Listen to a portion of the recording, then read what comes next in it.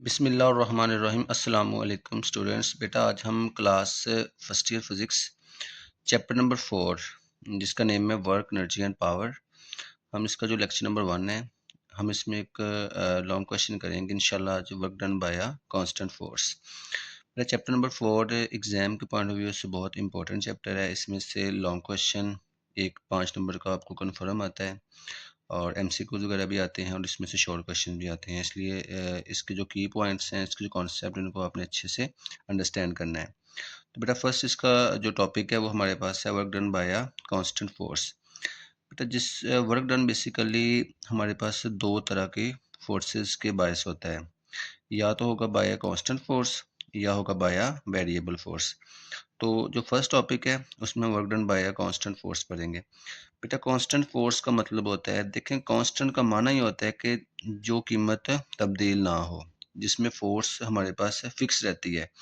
कि जैसे एक बॉडी के ऊपर आपने फोर्स लगाई है और फोर्स आपकी इसमें लाइक 50 न्यूटन है, तो इसको 50 न्यूटन फोर्स से ही आप डिस्प्लेस करवाते जा रहे हो। तो इस केस में वर्क डन हमारे पास क्या होगा, बाय कांस्टेंट फोर्स होगा। कि फोर्स को आपने 50 से 51 या 49 भी नहीं किया, फोर्स को आपने इसमें फिक्स रखा है। तो एक जनरल सा फिनोमेना है कि when a force act on a body then body displace in the direction of a force. बेटा कॉमन सी बात है कि एक बॉडी के ऊपर आपने क्या लगाई है, फोर्स लगाई है। एक बॉडी पे आपने इस डायरेक्शन से फोर्स लगाई है, तो बॉडी क्या करेगी, बॉडी फोर्स की डायरेक्शन में आगे डिस्प्लेस करेगी। तो ये इसमें क्या आ जाएगा, डिस्प्लेस आ जाएगा। कि जिस्म को आपने पुश किया है, धक्का दिया है, धक्का मीन फोर्स, तो जिस्म जो है ना फोर्स की डायरेक्शन में थोड़ा सा आगे डिस्प्लेस करेगा। तो इसमें जो हमारे पास वर्क है बेसिकली फोर्स और डिस्प्लेसमेंट के बायस आएगा। तो इसकी डिफाइन क्या है कि the product of magnitude of force F, ये फोर्स की मैग्नीट्यूड होती है और साथ डिस्प्लेसमेंट की मैग्नीट्यूड का प्रोडक्ट होता है। The product of magnitude of force and magnitude of displacement is called work done. तो बेटा वर्क डन का फार्मूला भी आपके सामने है, एफ इंटू डी है। एफ मीन इसमें फोर्स है और डी इसमें क्या है, डिस्प्लेसमेंट है। इसमें फोर्स और डिस्प्लेसमेंट जब आपस में मल्टीप्लाई होते हैं तो क्या बन जाता है, वर्क बन जाता है। आगे बेटा वर्क में कुछ केसेस आप डिस्कस करने हैं। इसका पहला केस आता है कि कब वर्क नहीं होता। इसकी कॉमन सी मिसाल है कि एक हमारे पास दीवार है, इस दीवार के ऊपर एक आदमी फोर्स लगा रहा है, ठीक है। इस दीवार पे आदमी क्या लगा रहा है, फोर्स लगा रहा है। देखें एक आदमी के फोर्स लगाने से दीवार में ज़रा सी भी मूवमेंट नहीं होगी, दीवार वहाँ से बिल्कुल भी नहीं हरकत करेगी, दीवार उधर की उधर रहेगी। इसका मतलब दीवार में डिस्प्लेसमेंट क्या रहा है, ज़ीरो रहा है। अब फोर्स तो उसने लगाई है, उसने फोर्स लाइक 100 न्यूटन लगाई है, लेकिन दीवार वहाँ से बिल्कुल भी नहीं हिली, दीवार वहाँ पे फिक्स रही है, दीवार में डिस्प्लेसमेंट नहीं आया। तो डी इसमें ज़ीरो है। तो अगर डी ज़ीरो है तो वर्क क्या होगा, ज़ीरो होगा। इसका मतलब when we push a wall by applying some force, दीवार को आपने पुश किया है कुछ फोर्स लगा के, then wall does not move from its place, लेकिन वो अपनी प्लेस से, जगह से बिल्कुल भी मूव नहीं की। In this case no work will be done, तो इस केस में कोई वर्क नहीं होगा। तो इसका फार्मूला हमारे सामने है, W is equal F D. इसमें फोर्स तो हमने लगाई है, जो भी लगाई होगी, लेकिन इसमें डिस्प्लेसमेंट क्या है, ज़ीरो है इस केस में। बेटा यहाँ पे इसको ज़ीरो पुट कर देंगे, तो एफ मल्टीप्लाई बाय ज़ीरो, हमारे पास वर्क आएगा, ज़ीरो आएगा। इसके बाद अगर हमारे पास फोर्स किसी एंगल पे एक्ट करती है, मीन्स के बिल्कुल पैरेलल नहीं एक्ट करती, किसी एंगल पे आती है। एंगल बेटा कुछ भी हो सकता है, लाइक अगर हम प्लेन को देखें तो एंगल यहाँ पे आप 45 भी ले सकते हो, एंगल आप 60 भी ले सकते हो। मीन्स कि अगर फोर्स किसी एंगल पे एक्ट करती है तो हमारे पास उसका फार्मूला क्या बनेगा, the force makes an angle with displacement then work done is equal to, तो वहाँ पे हम एंगल भी सा लिखेंगे जो कि हमारे पास cos थीटा के फॉर्म में होगा। अगर तो फोर्स बिल्कुल पैरेलल एक्ट करती है, मीन्स के फोर्स और हमारे पास जो डिस्प्लेसमेंट अगर बिल्कुल पैरेलल होते हैं, तो बेटा फिर तो सिंपल फार्मूला भी ये यूज़ करोगे, डब्ल्यू इक्वल एफ डी। लेकिन अगर फोर्स और डिस्प्लेसमेंट कोई एंगल बनाते हैं, मीन्स किसी में कोई एंगल बन जाता है, कुछ भी एंगल बन जाता है, बेटा वहाँ पे एंगल कौन सा आएगा, cos ऑफ थीटा आएगा, ठीक है। अब जितना एंगल वो आपको देगा, अगर वो आपको एंगल 45 देता है तो बेटा हम यहाँ पे थीटा को 45 ले लेंगे, तो cos 45 साथ एफ और डी आ जाएगा, ठीक है। तो हम cos थीटा को साइड पे कर देंगे, तो हमारे पास वर्क क्या आ गया, एफ डी cos थीटा। अब जो cos थीटा होता है ये बेसिकली डॉट प्रोडक्ट को शो करता है, तो इसलिए हमारे पास जो एफ डी cos थीटा हम इसको एफ डॉट डी भी लिख सकते हैं। क्लियर है?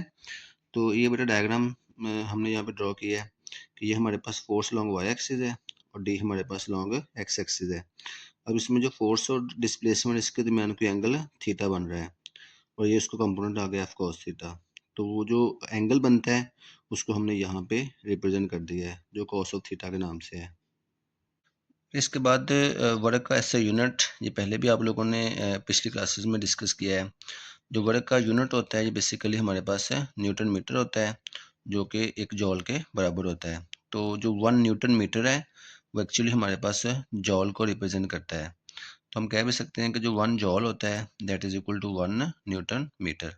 तो वर्क हमारे पास कौन सी क्वांटिटी है? Work is a scalar quantity. इसको हम मुकम्मल डिस्क्राइब करते हैं ओनली इट्स मैग्नीट्यूड, इसके लिए हमें डायरेक्शन रिक्वायर्ड नहीं होती। क्लियर है?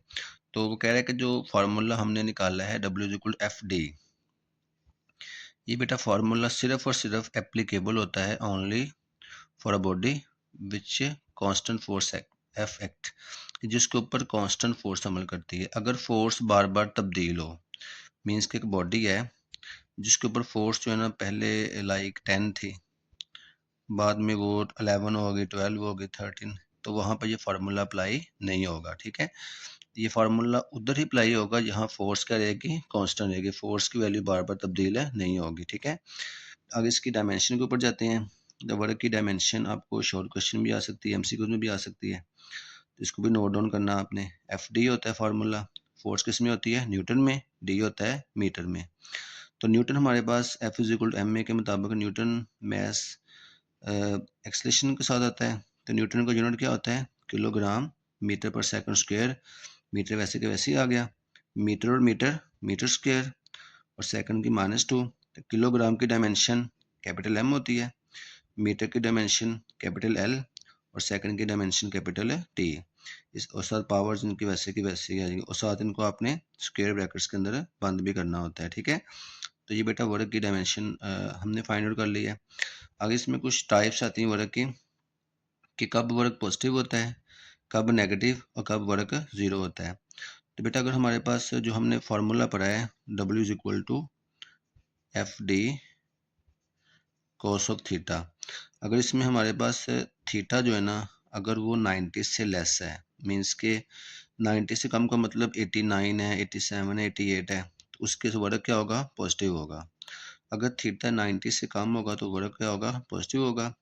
अगर थीटा 90 से बड़ा है, मीन्स के 91, 92, 93, 180 कुछ भी आ जाए, तो वहाँ वर्क क्या होगा? नेगेटिव होगा।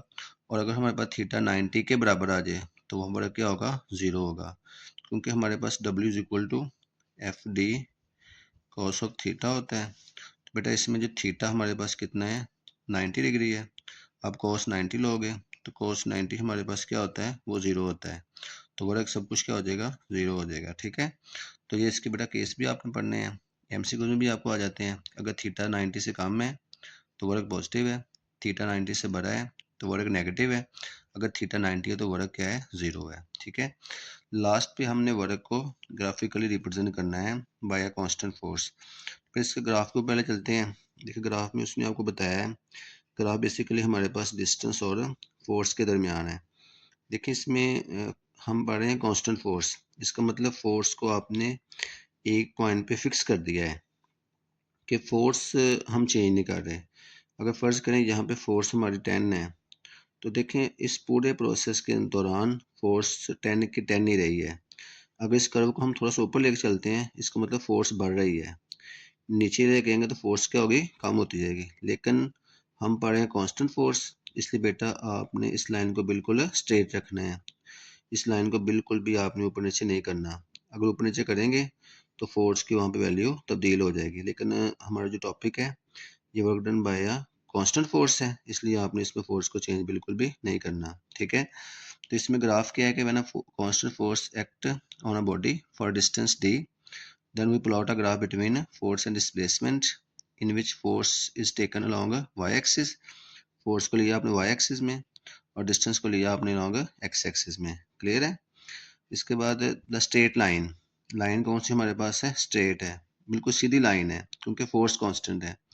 Represent the graph between constant force F and distance D.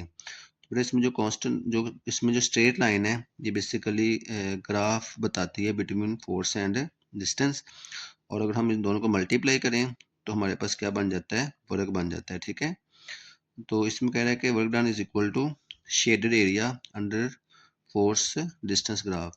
तो बेटा फर्ज करें कि फोर्स यहाँ पे हम ये हमारे पास एफ कॉस थीटा हमारे पास यहाँ पे 10 था, और ये हमारे पास जो डिस्टेंस है यहाँ तक ये हमारे पास 20 है। तो जब हम वर्क निकालेंगे दोनों को मल्टीप्लाई कर देंगे, 10 मल्टीप्लाई बाय 20, तो वर्क कितना आ जाएगा 200 जॉल। ठीक है, तो जितना एरिया हमने शेड किया हुआ है हमने उसके एंड पॉइंट देख लेने होते हैं कि ये फोर्स कहाँ तक गई है टॉप तक, और ये डिस्टेंस कहाँ तक गया है लास्ट तक। तो उन सभी पॉइंट उन दोनों पॉइंट्स को मल्टीप्लाई करके हम वहाँ से वर्क निकाल लेंगे, जो कि ये एरिया जो हमने शेड किया है जहाँ पे जो लाइनें लगाई हैं ब्लू कलर में, ये बेसिकली बेटा सारा का सारा वर्क को रिप्रेजेंट कर रहा है। क्लियर है? तो ये बेटा हमारा आज का फर्स्ट लॉन्ग क्वेश्चन था। इनमें से बेशुमार आपको शॉर्ट क्वेश्चन भी आते हैं। वर्क की डिफाइन, वर्क का यूनिट, उसकी डायमेंशन, इसका case, positive work, negative work, zero work, जिसमें थीटा लेस देन 90 पढ़ा हमने, ग्रेटर देन 90 पढ़ा है, थीटा 90 पढ़ा है। ठीक है, तो वर्क की डिफाइन आपको आ सकती है, इसकी ग्राफिकल रिप्रेजेंटेशन आपको आ सकती है। तो बेटा इस मुकम्मल टॉपिक को आप नोट डाउन करें, और इसको अगर हम अलग अलग देखें तो इसमें से बेशुमार शॉर्ट क्वेश्चंस एमसीक्यूज हैं, और एक फुल फ्लेज आपको लॉन्ग क्वेश्चन भी आ सकता है। ठीक है, उम्मीद है आप सबको समझ आई होगी। इंशाल्लाह नेक्स्ट टॉपिक मिलते हैं। ओके, अल्लाह हाफिज़।